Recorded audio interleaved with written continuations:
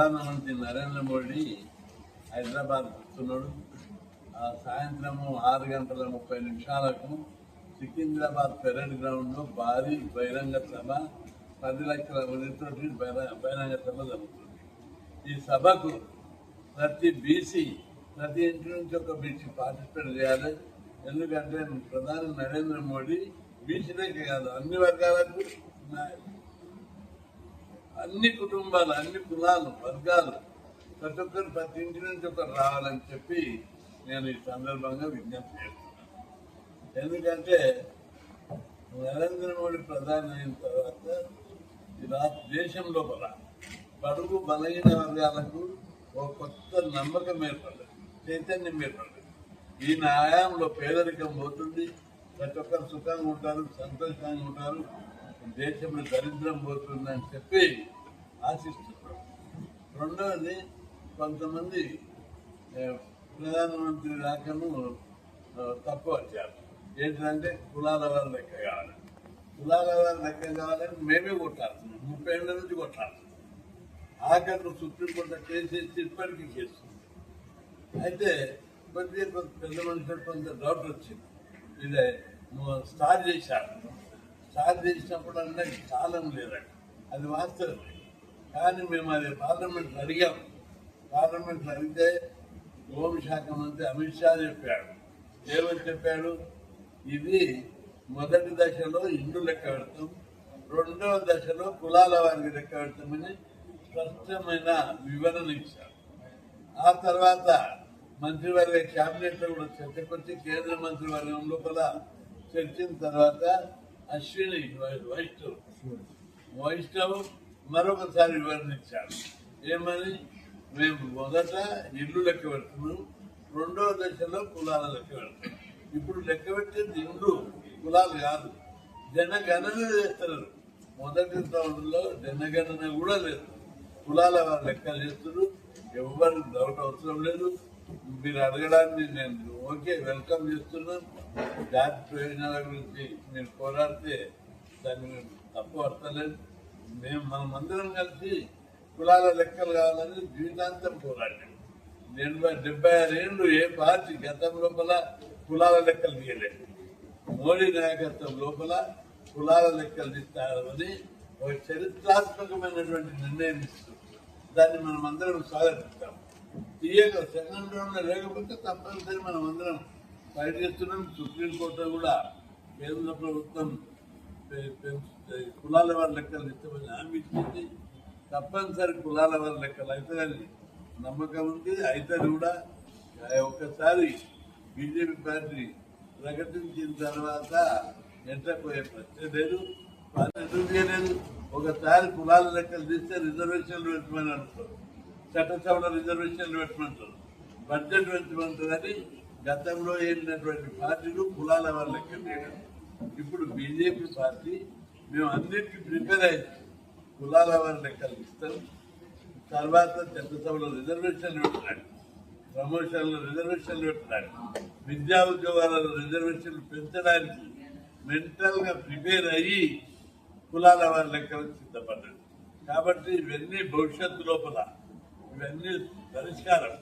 పార్లమెంట్లో బిల్లు పెట్టడం, ఉద్యోగులకు ప్రమోషన్ల రిజర్వేషన్లు పెట్టడం, అదేవిధంగా కేంద్రంలో బీసీలకు ప్రత్యేక మంత్రిత్వ శాఖ, బీచ్ సబ్-ప్లాన్ ఏర్పాటు చేసి అన్ని కులాలను ఆర్థికంగా అభివృద్ధి చేయడం, ఇలాంటి మౌలికమైన చర్యలతోటి ఈ కులాల సమగ్ర సర్వతోముఖ అభివృద్ధికి చర్య తీసుకుంటుందని చెప్పి ఈ సందర్భంగా నేను గుర్తు చేస్తున్నాను.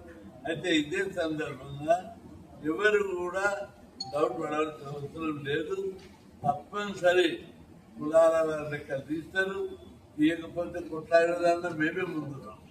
సుప్రీంకోర్టునే కేసు, ఢిల్లీలో 30 ఏళ్ల నుంచి ధర్నాలు చేస్తున్నాం, హైకోర్టులో కేసులు వేసాం. కాబట్టి ఎక్కడ కూడా రాజీపడే ప్రశ్న లేదు. ప్రధానమంత్రి ఇచ్చిన వాగ్దానం ఎప్పుడు కూడా తప్పు కాదని చెప్పి దాని మీద ఎవరు కూడా అనుమానాలు వద్దు. కులాల వారి లెక్కలు జరుగుతాయి అని చెప్పి కొద్దిగా వెయిట్ చేయాలని చెప్పి నేను విజ్ఞప్తి చేస్తున్నాను. రెండో విషయానికి వస్తే, మనం బీజేపీ పార్టీని కొందరు విమర్శిస్తున్నాం. యాంటీ బీసీ అంటే ఎక్కడ యాంటీ బీసీ? నేను ఒకటి ప్రశ్నిస్తున్నా. ఈ దేశానికి 76 ఏళ్ల స్వతంత్రం వచ్చింది. గతంలో కాంగ్రెస్ పార్టీ రూల్ చేసింది, జనతా పార్టీ రూల్ చేసింది, జనతా దళ్ పార్టీ రూల్ చేసింది, అదేవిధంగా సమాజ్వాదీ పార్టీ కూటమి తోటి రూల్ చేశారు.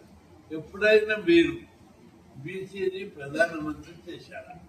ఒక్క బీజేపీ 3 సార్లు నరేంద్ర మోడీని బీసీ ప్రధానమంత్రిని 3 సార్లు చేశారు. ఇంతకంటే ఎక్కువ కాదు. ఈ దేశాన్ని ఏళ్ళటాయన ప్రధానమంత్రి చేసినప్పుడు బీజేపీ పార్టీ యాంటీ బీసీ. అంతేకాదు, బీజేపీ పార్టీ మొన్న వైస్ ప్రెసిడెంట్ ఆఫ్ ఇండియా చేశారు, ఆయన బీసీ. ప్రెసిడెంట్ ఆఫ్ ఇండియా ఆమె ట్రైబల్. అదేవిధంగా సుప్రీంకోర్టు జడ్జి ఒక దళితుడు. అదే దేశంలో ఉన్న పదవులన్నీ బీసీ ఎస్సీలకిస్తే బీజేపీ పార్టీ మీద బుద్ధదలుడు ఏంటిది నాకు అర్థం కాదు. అన్ని పదవులన్నీ రాజ్యాంగబద్ధమైన పదవులన్నీ బీజేపీ పార్టీ బీసీ ఎస్సీలకు ఇచ్చి వాళ్ళు జెండాలు మోస్తున్నారు. 200,000 ఉన్నారు, వీళ్ళకి జిందాబాద్ కొడుతున్నారు. దీన్ని గౌరవించాలి. ఆ ట్రెండే మారిపోయింది. దేశంలో బీజేపీ ట్రెండే మారింది. దాని మూలాల రూపంలో సర్వే జన సుఖినోభవంతో అంటున్నారు. దాన్ని గుర్తించకుండా బుద్ధజలనం చదివేటువంటి. రెండవది, బీజేపీ పార్టీ 27 మంది మంత్రులు, కేంద్ర మంత్రులను బీసీలను చేసింది, 4 గవర్నర్లు చేసింది, 5 మంది చీఫ్ మినిస్టర్ బీసీ వర్గాలకు చెందినవారు. చివరకు తెలంగాణలో కూడా బీసీని ముఖ్యమంత్రి చేస్తామని ప్రకటించారు. ఇంత బీసీ కాదు, బీసీ వాదం వాళ్ళు చెప్పుకుంటే బీసీ వ్యతిరేకులను ఏమన్నా అర్థం ఉందా? అందుకే రాష్ట్ర ప్రజలందరూ కూడా ఈ వాస్తవాలను గ్రహించి ప్రధానమంత్రి మొదటిసారిగా ఇది ఎన్నికల తర్వాత ఈసారి మొదటిసారి తెలంగాణకు వస్తుడు పెద్ద ఎత్తున ప్రతి ఇంటి నుంచి వచ్చి ఆ బహిరంగ సభలో పాల్గొని ఘనస్వాగతం పలకాలి. ఆయన ఇచ్చే సందేశాన్ని వినాలి. ప్రపంచమంతా గర్వించదగ్గ నాయకుడిగా ప్రధాని, ఒక బీసీ వర్గానికి చెందిన ప్రధాని, గ్లోబల్ లీడర్గా ప్రధానమంత్రి నరేంద్ర మోడీ ఒక గొప్ప యోగి, నిస్వార్థపరుడు, నిజాయితీపరుడు, దేశంలో అవినీతిని నిర్మూలించాలని కంకణబద్ధుడై ఎప్పుడైతే రాజకీయపరమైన అవినీతిని నిర్మూలిస్తారో అప్పుడే దేశం అభివృద్ధి చెందుతుంది అని చెప్పి నమ్మి అదే పద్ధతి లోపల దేశాన్ని ముందుకు నడిపిస్తున్నటువంటి ప్రధానమంత్రి నరేంద్ర మోడీని మనం ఘనస్వాగతంగా వచ్చేటువంటి బాధ్యత ప్రతి ఒక్కరి మీద ఉంది. పార్టిసిపేట్ చేయాలని చెప్పి నేను విజ్ఞప్తి చేస్తున్నా. ఎందుకంటే ఆయనకు మనం ఘనస్వాగతం వెళ్తే భవిష్యత్తులో బీసీలు నన్ను ఓన్ చేసుకుంటున్నారు. నా బీసీల ప్రేమతో బీసీల డిమాండ్ అని కూడా పరిష్కారం అయ్యే అవకాశం ఉంటుంది. నమ్ములు, వదంతులు, పుకార్లు నమ్మకుండా పెద్ద ఎత్తున తెలంగాణలో వచ్చేది నెక్స్ట్ బీజేపీ ప్రభుత్వం అని చెప్పి ఈ సందర్భంగా నేను గుర్తు చేస్తున్నా. ఆ బీజేపీ ప్రభుత్వం వచ్చిన తర్వాత రాష్ట్రం సర్వతోముఖాభివృద్ధి జరుగుతుంది. ప్రజల నిరుద్యోగ సమస్య పరిష్కారం అవుతుంది. పేద ప్రజలందరూ అభివృద్ధి చెందుతారు.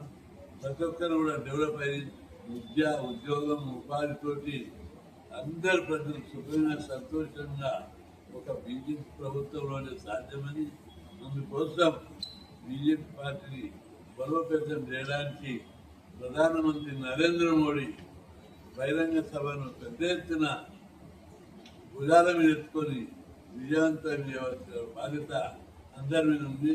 విజయవంతం చేయాలని చెప్పి నేను విజ్ఞప్తి చేస్తాను. ఏకపక్షంగా 2026-27 నుంచి అంకిత భావంతో నేను జనగణన కులగణన చేపట్టిన తర్వాత పార్లమెంట్ లో బీసీ బిల్లు పెట్టడానికి నేను సిద్ధంగా ఉన్నా అని చెప్పినటువంటి దాఖలు ఫస్ట్ విడత. ఇప్పుడు ఇలా బీసీలది వాయిస్ దాంట్లో కాలం లేదు కదా అని బీసీల కాలం ఉండేది. ఫస్ట్ విడతలలో మాత్రం ఈ ఇండ్లు లెక్కించడంలో మాత్రమే ప్రధానంగా వహిస్తుంది. కాబట్టి రెండో విడతలో చాలా సీరియస్ గా తీసుకోండి. ఎందుకంటే మొన్న చూసాం తెలంగాణలో కాంగ్రెస్ ప్రభుత్వం చేపట్టినటువంటి జనగణన కులగణన మొత్తం తప్ప. ఆస్తులు ఎన్ని ఉన్నాయి, కార్లు ఎన్ని ఉన్నాయి, బంగాళాలు ఎన్ని ఉన్నాయి అని అడుగుతున్నారు. కానీ మరి కుటుంబంలో ఎంతమంది ఉన్నారు, ఎంతమంది పేదవాళ్ళు ఉన్నారు? పక్షపాతి నరేంద్ర మోదీ పర్యటనను బీసీల పక్షపాతి నరేంద్ర మోదీ పర్యటన కులగణను విజయవంతం చేద్దాం. వర్ధిల్లాలి బీసీ